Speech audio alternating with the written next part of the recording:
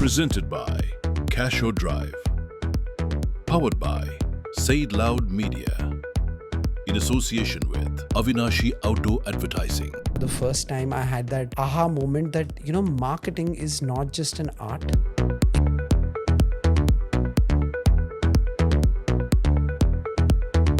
It's a bit of psychology, it's a bit of creative, it's a bit of data, and it's also a bit of mischief. Culture always moves faster than advertising does. These are all super women. Okay, you just got the female woke.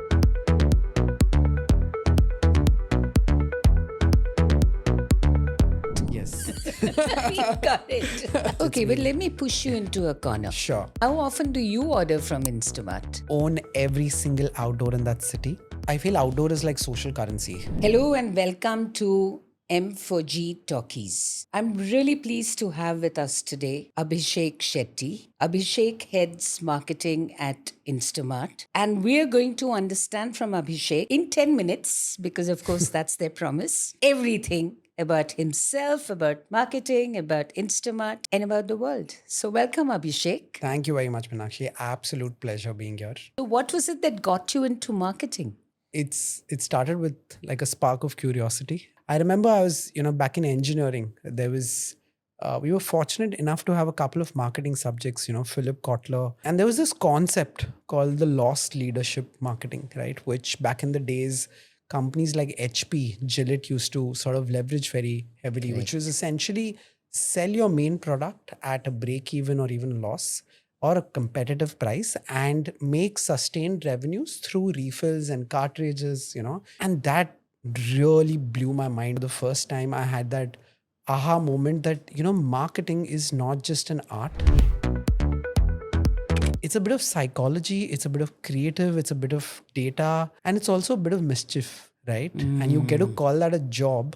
And I said, hey, this is what I want to do. My favorite part about marketing is storytelling with some sense of strategy. If you could make consumers change their behavior, if you could make them part of subculture, if you can get somebody to buy a box of tissues at 11 p.m. in the night because they found your ad to remind them of their childhood memories, I think that's amazing. So you obviously get a lot of joy in what you're doing. Absolutely. I think every day, every consumer interaction is immensely fulfilling. But was that why you left advertising? You did a short stint in advertising. I actually started my career in advertising. I spent the first 3 years of my life in advertising. It was an absolute humbling ground for me in a lot of ways and a great learning place. I sort of learned how to keep the consumer at the core of every single decision. But I always wanted to move into the marketing side, right? I think advertising was great. The learning on the communications was fantastic. But for me, I think I always was curious on what lies on the other side. How does somebody decide where they want to put their money? Right. And I think that's what really attracted me to marketing. And the storytelling you do in marketing is Right. very different from the storytelling you do in advertising. Yeah, I think it's a lot more holistic in the sense that when it comes to marketing, you're not just looking at just the consumer. You're looking at you're looking at your competition. You're looking at how the industry is going to play out in the next 5 years, 10 years. What's the positioning that will carry you? So does that give you a sense of not being in control? Like you're on a really fast train and need to keep running twice as fast to stay in place? I don't think you're not in control. I think you still dictate the narrative as long as you are in touch with what the consumer is saying, feeling, what the culture is like. Culture always moves faster than advertising does, right? Ah, that's an interesting nuance. Yeah. So it's very important to stay on top of culture. That's been an attempt at Swiggy day in and day out at Instamart that we try to keep on top of culture. I find a lot of your Instamart advertising is edgy without being offensive. Right. How do you draw that line. The good thing is we had a very clear understanding and personality of what Swiggy stood for over the years. We said, hey, we want to create a young, vibrant brand. And today Instamart is bold, it's witty, it's that friend in the room which always has a comeback. One-liner. Yeah. And we said Wisecrack. we want to stay unapologetically true to this. And how much of brand Instamart is you? I'd like to believe that there is some part of me in Instamart, but I think there is a very, very exciting team that's also working day in and day out on this wonderful, beautiful brand. So it's a lot of blood, sweat, and tears of a lot of people and not just one individual. I think I've had the good fortune of working with some of the best creative minds today in the country. It's a little bit of everyone and everything. Very interestingly, some of our best campaigns, are ideas that have come from across the room. It's not just been the brand managers or the marketers. Okay, but let me push you into a corner. Sure. Isn't it the role of the head of marketing to be able to identify the legs an idea has and to be able to say, okay, I think that'll work? I think it's the role of a marketing head to push the creative boundaries, stay true to the brand, and ensure that it's true to what the consumer inside speaks. It's the job of the marketing head to get the best from their team, right? I don't think you're always the most creative person in the room. Correct. Right? So you need to identify who the most creative person in the room is and how do you bring that vision that you have for to life, essentially. And I think one of the most challenging aspects in that journey is consistently being consistent and staying true to what the brand really stands for, while at the same time being very relevant to what the consumer wants from you. So if you were to describe the Instamart customer, Right. okay, in 3 words. One would be impulsive. One would be uncompromising, unforgiving also. The customer today is somebody who wants what he wants and he wants it now. And we actually love them for it. How often do you order from Instamart? Let me just say, if Instamart was giving badges for ordering, right, I would probably be a 10-star general by now. So do you have a thing as a typical day at Instamart? I think the only typical thing is there is actually no typical day. So I think it's a bit of strategy, it's a bit of firefighting, it's a bit of a comedy show at times, but it's all very addictive, all in all, and it's a very And interesting you're day. obviously enjoying it. I love it. I think it's a very fulfilling role at the end of the day. What have you been doing in outdoor which you feel was like top class? I always felt like outdoor is like this theater, and we sort of love performing over there. One of the campaigns very early on in my journey with Swiggy that we Instamart that we did was, during Holi, we actually took this song called Balam Pichkari and we did a beautiful outdoor banter with a bunch of our partner brands, etc. Right? And it actually went viral. We did a fun banter with Surf. We did something with Mama Earth, with a whole bunch of brands. Also, I think outdoor gives you the opportunity to sort of mold things to the messaging, right? Like last year, we were doing a campaign which said, "Ye se leke wo sab milega Instamart pe," which was with Rohit Sharma, right? We just followed that campaign where we took over a baggage belt in the Bangalore yes. airport. That was... And we replaced every product with sort of products that you can find on Instamart, everyday essentials, appliances, etc. And that campaign actually blew our minds away because the kind of reaction that it got, the kind of spike that it got, the kind of consumer love that it got was immense. It transcends beyond just one location. I think if an outdoor done impactfully can go beyond the site in a lot of ways. It gets people talking, people screenshot it, it becomes a meme, people talk about it. It travels. We've found like a single location, impactful outdoor travels across the country as well. Interestingly, during the last Ganesh Chaturthi, we did something called as Insta Modak on Bandstand Road. It was like a Modak dispenser. We saw about 5,000 people lining up to get For the Modak. Modak, right?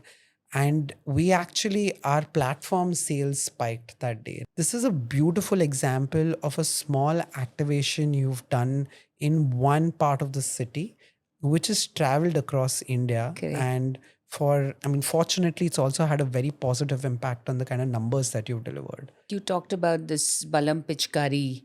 That actually saw your numbers go up in the city, or was it more consumer feedback?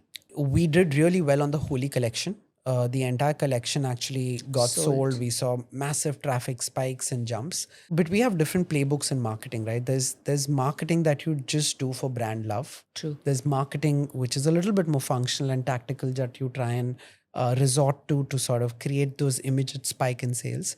And sometimes you just want to do buzzworthy marketing that gets you as a brand relevant in pop culture and subculture in a lot of ways. So I think we decide what our objective is at the start of every campaign, and I think every campaign has a little bit of everything. If you had no budget constraints, no rules, right? And you could create an outdoor campaign for Instamart, what would that be? Wow. So for the longest time, I've been wanting to do this, which is take over just one city fully, right? Own every single outdoor in that city, and on a very lifetime, dynamic, immersive basis, show what's being ordered every minute of every day on those hoardings. Sort of like the ordering operating system of India, right? What are people ordering for, right? Like an unplugged version, raw unplugged version in the city, just to show people. I think it's an interesting way of seeing what people are really ordering on quick commerce at different times of the day. And I also feel it's a great way of telling consumers that everything that they need is available on the platform for them to be delivered in 10 minutes. So I think it's... What a lovely idea that is. So I could literally step out of my house and look up and see on the hoarding that, oh, there's milk and eggs and bread and this and that, like a heat map of what's going on in that locality. Yes. So it's very interesting to look at how India shops, right? Yeah. So you're sort of like the mirror to how the country is behaving in a lot of ways, and that's interesting. Okay, what is the one marketing myth? I've always believed, and I've heard this a lot, right, that consumer attention is shrinking. I don't think that's true.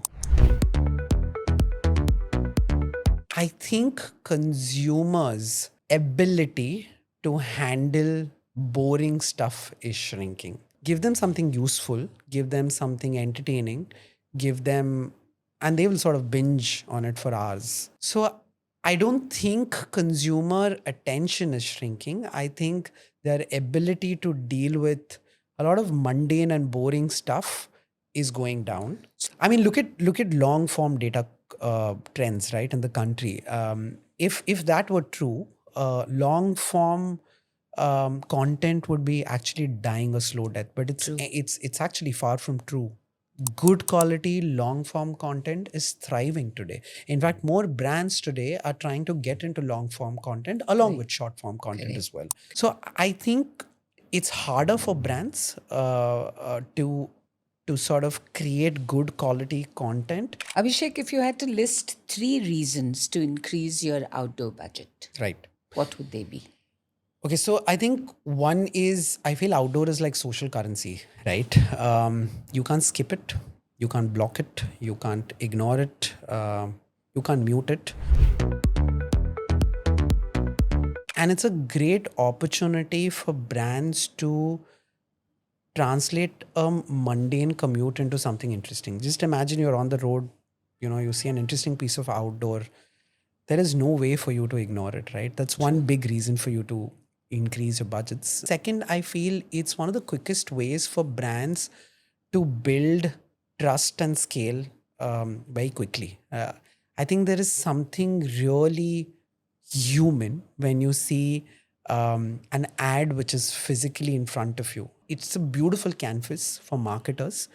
And I think the beauty about outdoor also is there's a very limited amount that you can say. Every Yeah. word counts. So it forces you to like think efficiently as a marketer.